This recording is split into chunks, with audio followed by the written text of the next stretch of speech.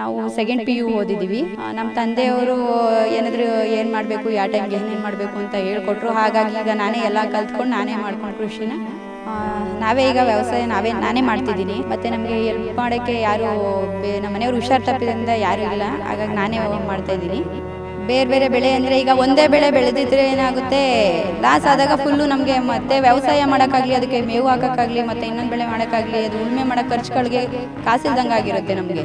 ಅದೇ ಇನ್ನೊಂದು ಬೆಳೆ ಇದ್ದರೆ ಈ ಬೆಳೆ ಹೋದರೆ ಮತ್ತೆ ಇನ್ನೊಂದು ಬೆಳೆಲಾದರೂ ಆಗುತ್ತೆ ಅಂತ ನಾವೀಗ ಬಾಳೆ ಬೆಳೀತಾ ಇದ್ದೀವಿ. ಅದ್ರ ಜೊತೆ ಪಪ್ಪಾಯ ಹಾಕಿ ಮತ್ತು ರೇಷ್ಮೆನೂ ಇಟ್ಕೊಂಡು ಮತ್ತು ಮೇಕೆ, ಕೋಳಿ, ಈ ರೀತಿ ವಿವಿಧ ಎಲ್ಲ ರೀತಿ ಬೆಳೆಗಳನ್ನ ಮಾಡ್ಕೊಂಡಿರೋದ್ರಿಂದ ನಮ್ಗೊಂದು ಸ್ವಲ್ಪ ಆದಾಯ ಆಯ್ತು.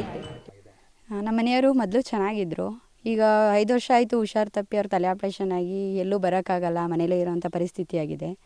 ಹಾಗಾಗಿ ನಮ್ಮದು ಜಮೀನಿತ್ತು. ಈಗ ಕುಟುಂಬದ ಎಲ್ಲರ ನೋಡ್ಕೋಬೇಕಾದ ಜವಾಬ್ದಾರಿ ನನಗೇ ಬಂದಿತ್ತು. ಹಾಗಾಗಿ ಮತ್ತು ಯಾವ ಕೆಲಸನೂ ಮಾಡಬೇಕು ಹೊರಗಡೆ ಹೋಗಿ ಅನಿಸಿಲ್ಲ. ಮೊದಲು ಏನು ಕೃಷಿ ಮಾಡ್ತಿದ್ರು ನಮ್ಮ ಮನೆಯವರು, ಅದನ್ನೇ ನಾನು ಕಂಟಿನ್ಯೂ ಮಾಡೋಣ ಅಂದ್ಬಿಟ್ಟು ಈಗ ನಾನೇ ಕೃಷಿಲಿ ತೊಡಗಿಕೊಂಡಿದ್ದೀನಿ. ಈಗ ಮಾಮೂಲಿ ನಮ್ಮ ತೋಟದಲ್ಲಿ ಬಾಳೆ ಮತ್ತು ಅಡಿಕೆ ತೋಟ, ಮಾವಿನ ತೋಟ, ತೆಂಗು, ಪಪ್ಪಾಯಿ, ಹಾಗೆ ಬೇರೆ ಮಿಶ್ರ ಬೆಳೆಗಳಾದ ತೊಗರಿ, ಹುಳ್ಳಿ ಮತ್ತು ಜೋಳ, ಹಸುಗೆ, ಮೇಕೆಗಳಿಗೆ ಎಲ್ಲ ನಾವೇ ಬೆಳ್ಕೊಂಡು ನಾವೇ ಮಾಡ್ತಾಯಿದ್ದೀವಿ. ಮತ್ತು ನಾವು ಬೆಳೆದಂಥ ನಾವೇ ಈಗ ವ್ಯವಸಾಯ ನಾನೇ ಮಾಡ್ತಿದ್ದೀನಿ. ಮತ್ತು ನಮಗೆ ಹೆಲ್ಪ್ ಮಾಡೋಕ್ಕೆ ಯಾರೂ ನಮ್ಮ ಮನೆಯವರು ಹುಷಾರು ತಪ್ಪಿದ್ರಿಂದ ಯಾರೂ ಇಲ್ಲ. ಹಾಗಾಗಿ ನಾನೇ ಮಾಡ್ತಾಯಿದ್ದೀನಿ. ಮತ್ತು ನನಗೇನಾದರೂ ಕೃಷಿ ಬಗ್ಗೆ ಏನಾದ್ರು ಬೇಕು ಅಂದರೆ ಕೃಷಿ ತೋಟಗಾರಿ ಇಲಾಖೆ ಸರ್ ಆದ ಸಿದ್ದಿಂಗಪ್ಪ ಅವ್ರನ್ನ ಕೇಳ್ಕೊತೀನಿ. ಮತ್ತು ಕೃಷಿ ಹೋಗಿ ಕೇಳ್ಕೊಬರ್ತೀನಿ. ಮತ್ತು ನಮ್ಮ ತಂದೆಯವರು ಕೃಷಿ ಮಾಡ್ತಿದ್ರು ಆಗ್ಲಿಂದನೂ.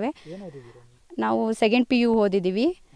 ನಮ್ಮ ತಂದೆಯವರು ಏನಾದರೂ ಏನು ಮಾಡಬೇಕು, ಯಾವ ಟೈಮ್ಗೆ ಏನೇನು ಮಾಡಬೇಕು ಅಂತ ಹೇಳ್ಕೊಟ್ರು. ಹಾಗಾಗಿ ಈಗ ನಾನೇ ಎಲ್ಲ ಕಲ್ತ್ಕೊಂಡು ನಾನೇ ಮಾಡ್ಕೊಂಡು ಕೃಷಿನ ಎಲ್ಲ ಬೆಳೀತಿದ್ದೀನಿ. ಮತ್ತು ನಾವು ರೈತರು ಬೆಳೆದ್ಬಿಟ್ಟು ಬೇರೆಯವ್ರಿಗೆ ಇಲ್ಲಿ ಮಧ್ಯವರ್ತಿಗಳಿಂದ ನಾವು ವ್ಯಾಪಾರ ಮಾಡ್ತೀವಿ ಅಂದರೆ ಅದು ತುಂಬ ಕಷ್ಟ ಐತೆ.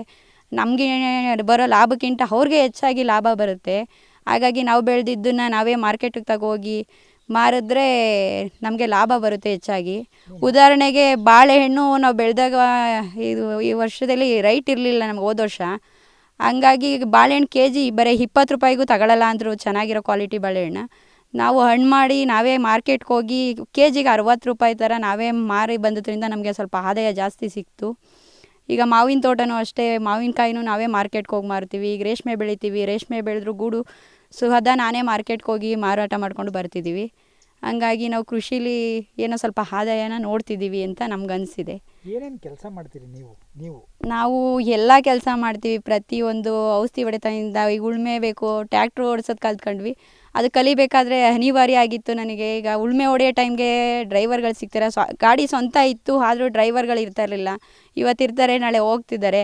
ಹಾಗಾಗಿ ಬೇರೆ ಜಮೀನು ಉಳ್ದೆ ಹೋದ್ರು ನಮ್ಮ ಜಮೀನು ನಮ್ಗೆ ಬೇಕು ಅಂದಾಗ ಉತ್ಕೋಬೇಕು ಅನ್ನೋ ಕಾರಣಕ್ಕಾಗಿ ನಾನು ಟ್ಯಾಕ್ಟ್ರ್ ಓಡಿಸೋದು ಕಲಿತೆ. ಅದಕ್ಕೆ ನನ್ನ ತಮ್ಮ ಸಪೋರ್ಟಾಗಿ ನಿಂತು ನನ್ನ ತಮ್ಮ ಟ್ಯಾಕ್ಟ್ರ್ ಓಡಿಸೋದು ಕಲಿಸ್ಕೊಟ್ಟಿದ್ದಾನೆ. ನಮ್ಮ ಜಮೀನಿಗೆ ನಾನೇ ಈಗ ಡ್ರೈವರ್ಗಳಿಲ್ಲ ಅಂದರೂ ನಾನು ಉಳ್ತೀನಿ ಅನ್ನೋದು ಅಷ್ಟು ಕೆಪಾಸಿಟಿ ನನಗೆ ಬಂದಿದ್ದೆ.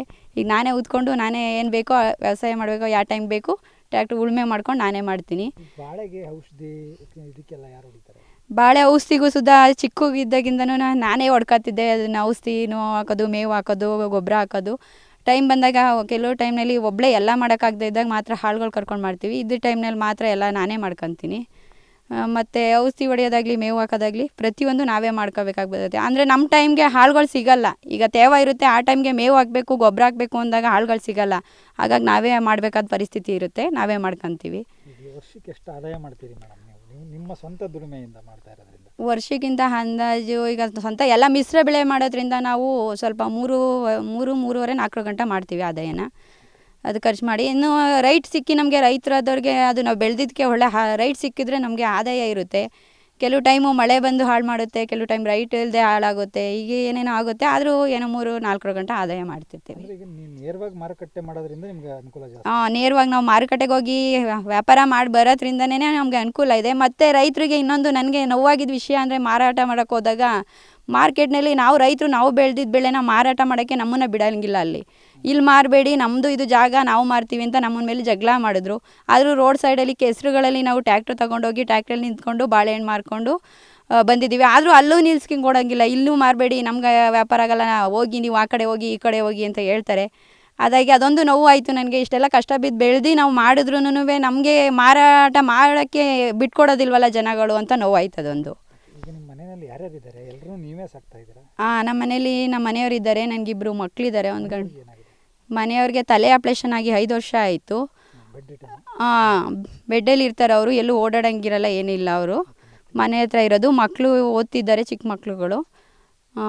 ಮತ್ತು ನಮ್ಮ ಮಾವ, ನಮ್ಮ ಮನೆಯವರ ಅತ್ತೆ ಸೋದರತ್ತೆ ಇದ್ದಾರೆ, ಅವ್ರನ್ನೂ ಸುದ್ದ ನಾವೇ ನೋಡ್ಕೊಬೇಕು ಮನೇಲಿ. ಎಲ್ಲನೂ ನಾವೇ ನೋಡಿಕೊಂಡು ವ್ಯವಸಾಯ ಮಾಡಿಕೊಂಡು ಸಾಕ್ತಾಯಿದ್ದೀವಿ. ವ್ಯವಸಾಯದಲ್ಲಿ ಖುಷಿಯಾಗಿದ್ದೀರಾ? ವ್ಯವಸಾಯ ಮಾಡ್ಕೊಂಡು ಖುಷಿಯಾಗಿದ್ದೀವಿ. ಇನ್ನೊಂದು ವಿಚಾರ ಏನು ಹೇಳಬೇಕು ಅಂದರೆ, ಈಗ ಹೊರಗಡೆ ಹೋಗಿ ಬೇರೆಯವ್ರ ಕೈ ಕೆಳಗೆ ಅವರ ಕೈಲಿ ಬೈಸ್ಕೊಂಡು ಕೆಲಸ ಮಾಡಿ ಬೆಳಗ್ಗಿನ ಸಂಜೆ ಗಂಟ ಮಾಡೋದಕ್ಕೆ ನಮ್ಮ ಭೂಮಿಲಿ ನಾವೇ ಗೈಕೊಂಡು ನಮ್ಗೆ ಸಾಕಾದಾಗ ಒಂದು ಸ್ವಲ್ಪ ರೆಸ್ಟ್ ತಗೋಬೋದು, ನಾವು ಕೆಲಸ ಮಾಡಬೇಕು ಅಂದರೆ ಮಾಡ್ಬೋದು. ಹಾಗಾಗಿ ಖುಷಿಯಾಗಿ ನಾವು ವ್ಯವಸಾಯ ಮಾಡೋದ್ರಲ್ಲಿ ಖುಷಿಯಾಗಿದ್ದೀವಿ. ನಾವು ಮಿಶ್ರ ಬೆಳೆ ಬೆಳೀತಾ ಇದ್ದೀವಿ. ಈಗ ಒಂದೇ ಬೆಳೆ ಏಕಪದ್ಧತಿ ಬೆಳೆಯಿಂದ ನಮಗೆ ಆದಾಯ ಕಡಿಮೆ ಇರುತ್ತೆ.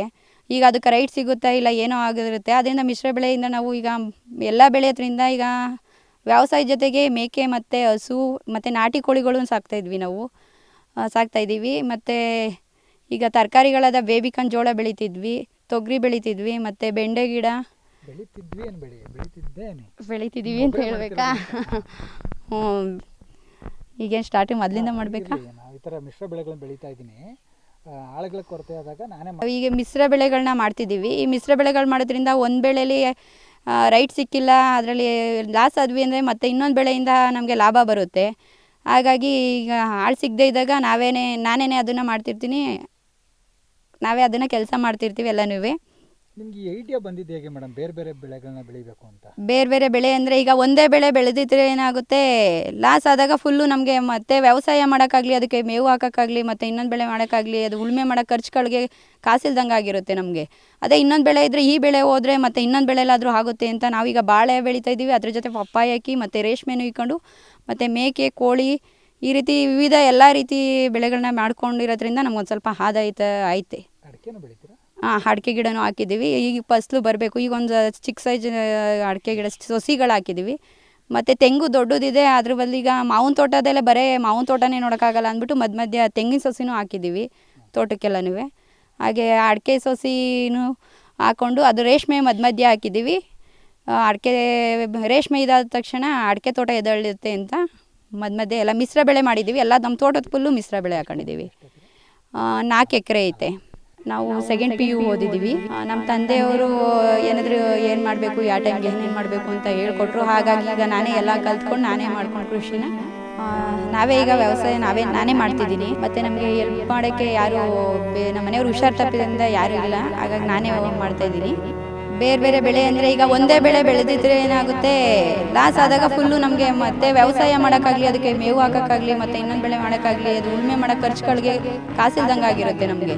ಅದೇ ಇನ್ನೊಂದು ಬೆಳೆ ಇದ್ದರೆ ಈ ಬೆಳೆ ಹೋದರೆ ಮತ್ತು ಇನ್ನೊಂದು ಬೆಳೆಲಾದರೂ ಆಗುತ್ತೆ ಅಂತ ನಾವೀಗ ಬಾಳೆ ಬೆಳೀತಾ ಇದ್ದೀವಿ. ಅದ್ರ ಜೊತೆ ಪಪ್ಪಾಯ ಹಾಕಿ ಮತ್ತು ರೇಷ್ಮೆನೂ ಇಕ್ಕೊಂಡು ಮತ್ತು ಮೇಕೆ, ಕೋಳಿ, ಈ ರೀತಿ ವಿವಿಧ ಎಲ್ಲ ರೀತಿ ಬೆಳೆಗಳನ್ನ ಮಾಡ್ಕೊಂಡಿರೋದ್ರಿಂದ ನಮ್ಗೊಂದು ಸ್ವಲ್ಪ ಆದಾಯ ಐತೆ.